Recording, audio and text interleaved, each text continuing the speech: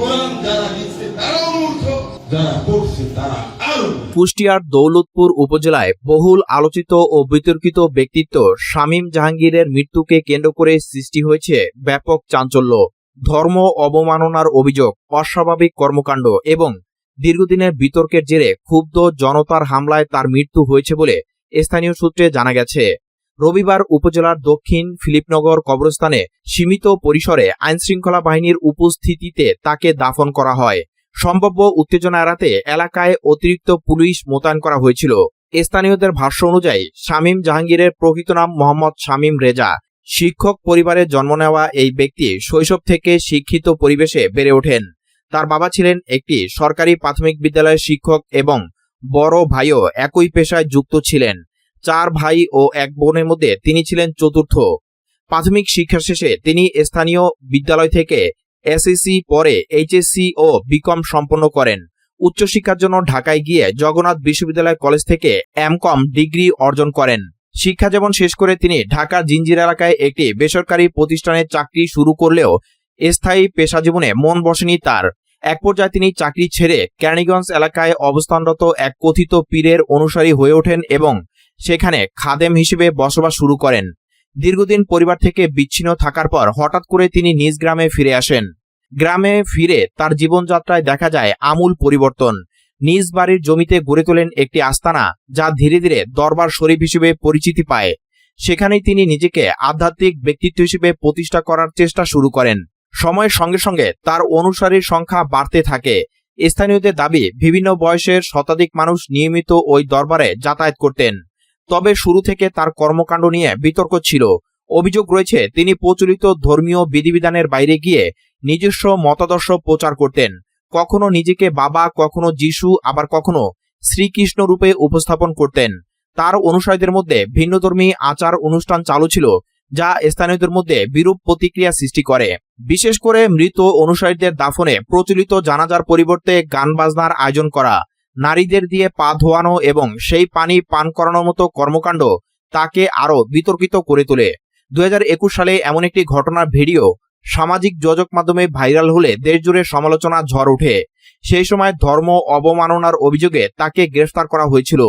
কয়েক মাস কারাভোগের পর মুক্তি পেয়ে তিনি আগের চেয়েও বেপরোয়া হয়ে ওঠেন বলে অভিযোগ রয়েছে। সম্প্রতি সামাজিক মাধ্যমে ছড়িয়ে পড়া একটি ভিডিও পরিস্থিতিকে আরো উত্তপ্ত করে তোলে। ওই ভিডিওতে তাকে ধর্মগ্রন্থ ও ধর্মীয় ব্যক্তিত্ব সম্পর্কে অবমাননাকর মন্তব্য করতে শোনা যায়। ভিডিওটি দ্রুত ভাইরাল হলে স্থানীয়দের মধ্যে তীব্র ক্ষোভ সৃষ্টি হয়। ঘটনার দিন দুপুরে বিক্ষুব্ধ জনতা তার আস্তানা ঘেরাও করে। পরিস্থিতি দ্রুত নিয়ন্ত্রণের বাইরে চলে গেলে ভাঙচুর ও অগ্নিসংযোগের ঘটনা ঘটে। এক পর্যায়ে শামীম রেজা সহ সেখানে উপস্থিত কয়েকজনের উপর হামলা চালানো হয়। গুরুতর আহত অবস্থায় তাকে উদ্ধার করে দৌলতপুর উপজেলা স্বাস্থ্য কমপ্লেক্সে নিয়ে গেলে চিকিৎসক তাকে মৃত ঘোষণা করেন। এই ঘটনায় আরো কয়েকজন আহত হন, যাদের মধ্যে কয়েকজনের অবস্থা আশঙ্কাজনক। ঘটনার পর আইনশৃঙ্খলা বাহিনীর পক্ষ থেকে জানানো হয়েছে, ধর্ম অবমাননার অভিযোগ গুরুতর হলেও আইন নিজের হাতে তুলে নেওয়া কোনোভাবেই গ্রহণযোগ্য নয়। সংশ্লিষ্ট কর্মকর্তারা বলছেন, এ ধরনের ঘটনার সুষ্ঠু বিচার আইনের মাধ্যমেই হওয়া উচিত। সহিংসতার সঙ্গে জড়িতদের চিহ্নিত করে প্রয়োজনীয় ব্যবস্থা নেওয়া হবে। এদিকে স্থানীয়দের একটি অংশের দাবি, দীর্ঘদিন ধরে তার কর্মকাণ্ড নিয়ে অভিযোগ থাকলেও সময়মতো কঠোর ব্যবস্থা নেওয়া হয়নি, ফলে পরিস্থিতি ধীরে ধীরে সহিংসতার দিকে গড়ায়। অনেকে মনে করছেন, প্রশাসনের দ্রুত ও কার্যকর পদক্ষেপ থাকলে এ ধরনের অনাকাঙ্ক্ষিত ঘটনা এড়ানো সম্ভব হতো। কুষ্টিয়ার দৌলতপুরে পীর আব্দুর রহমান ওরফে শামীমের দরবারে হামলা, ভাঙচুর ও হত্যার ঘটনায় অংশ নেওয়া অন্তত 19 জনকে শনাক্ত করার কথা জানিয়েছে পুলিশ। তাদের মধ্যে অন্তত 13 জনের নাম ঠিকানা সহ রাজনৈতিক দলের সঙ্গে সংশ্লিষ্ট নিশ্চিত হয়েছে তদন্ত সংশ্লিষ্ট পুলিশ কর্মকর্তারা। দরবারে হামলার ঘটনা নিয়ে জেলা পুলিশের একাধিক কর্মকর্তা ছড়িয়ে পড়া ভিডিও ও কয়েকটি ফেসবুক আইডি 2 দিন ধরে বিশ্লেষণ করে নিশ্চিত হয়েছেন হামলায় আশপাশের কয়েকটি মাদ্রাসার শিক্ষার্থীরা ছিলেন। হামলাকারীদের কেউ কেউ মুখ ঢেকেছিলেন, তাদের নামও জানতে পেরেছেন। এরকম 19 জন রয়েছে।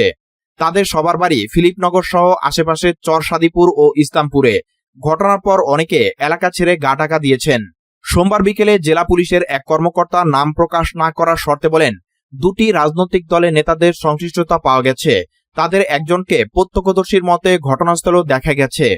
পীরের ঘরের দরজা ভেঙে তাকে বের করে আঘাতকারী একজনকে শনাক্ত করা গেছে। তার নাম রাজীব দফাদার। তিনি পেশায় কাঠমিস্ত্রি। রাজীব জামাতে ইসলামের রাজনীতি করেন। ঘটনার দিন বিকেল 5টার পর থেকে তিনি এলাকা ছাড়া। এই ঘটনায় সোমবার রাত 10টার দিকে নিহত আব্দুর রহমানের বড় ভাই অবসরপ্রাপ্ত স্কুল শিক্ষক ফজলুর রহমান বাদী হয়ে দৌলতপুর থানায় একটি মামলা করেছেন। এতে রাজীব দফাদারের নাম উল্লেখ করে অজ্ঞাতনামা আরও 180 থেকে 200 জনকে আসামি করা হয়েছে বলে জানিয়েছে কুষ্টিয়া অতিরিক্ত পুলিশ সুপার দেলোয়ার হোসেন। তবে এই ঘটনায় এখন পর্যন্ত কেউ আটক হয়নি। সোমবার দুপুরে ফিলিপনগর গ্রামে দারোগার মোড় বাজারে রাজীবের কাঠের দোকানে গিয়ে কাউকে পাওয়া যায়নি। সেখানকার একটি চায়ের দোকানিকে পীরকে টেনে বের করা এবং মারার ভিডিও দেখালে তিনি বলেন, এটা রাজীব। শনিবার বিকেল 5টার পর দোকানে এসে সে চলে গেছে আর ফিরে আসেনি। কিডনি চিকিৎসক কামরুল ইসলামের হাসপাতালে চাঁদাবাজির অভিযোগে 7 জনকে গ্রেফতার করেছে র্যাব। সোমবার র্যাবের আইন ও গণমাধ্যম শাখার পরিচালক এজেডএম ইন্তেখাব চৌধুরী বলেন, মামলার 1 নম্বর আসামি মঈনুদ্দিন ও তার 6 সহযোগীকে গ্রেফতার করা হয়েছে। তাদের পরিচয় পরে বিস্তারিত জানানো হবে। শুক্রবার ঢাকা শ্যামলীতে কামরুল ইসলামের প্রতিষ্ঠিত সিকিডি ইউরোলজি হাসপাতালে যুবদল নেতার পরিচয়ে 5 লাখ টাকা চাঁদা দাবি করা হয় বলে অভিযোগ ওঠে।